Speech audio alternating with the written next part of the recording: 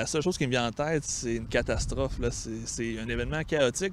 Pour donner une idée aux spectateurs, l'événement qu'on a vu hier, il s'était rien passé de la sorte depuis 1812, quand il y a eu la guerre entre les Britanniques et les Américains. On avait fait brûler le Capitole. C'était la seule fois dans l'histoire où des gens non autorisés sont entrés à l'intérieur de ce bâtiment-là. Donc, même pendant la guerre de sécession, même pendant toutes les tensions qu'il y a eu aux États-Unis, c'est la première fois où on voit un événement de la sorte.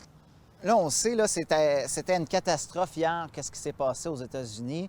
Entre autres, pour le Parti républicain, est-ce que c'est aussi une catastrophe? Est-ce qu'il y a des points positifs à cette un peu cacophonie qui s'est passée hier? Bien, je pense qu'on a été capable de déterminer qui était prêt à suivre Trump jusqu'à la fin et qui a été capable de reculer au dernier moment, parce qu'on a vu que de gros noms de la politique américaine républicaine, Mike Pence, le vice-président, a quand même décidé de se détacher de Donald Trump, Mitch McConnell, qui est le leader du Parti républicain aussi, mais on a aussi vu des gens comme Ted Cruz qui, eux, ont décidé de continuer jusqu'à la fin à appuyer la procédure de Donald Trump. Fait qu'on se rend compte qu'on a découvert un noyau d'extrémistes dans le Parti républicain et je pense que ça va pouvoir aider probablement le parti à faire du ménage, mais ça ne veut pas dire que ces gens-là ne seront pas éliminés de la carte politique nécessairement. Ça pourrait même peut-être le diviser encore plus. Effectivement, il pourrait y avoir une division du Parti républicain, un peu comme Donald l'a proposé. Donald voulait diviser les États-Unis. Vous êtes professeur également au secondaire pour le cours de monde contemporain.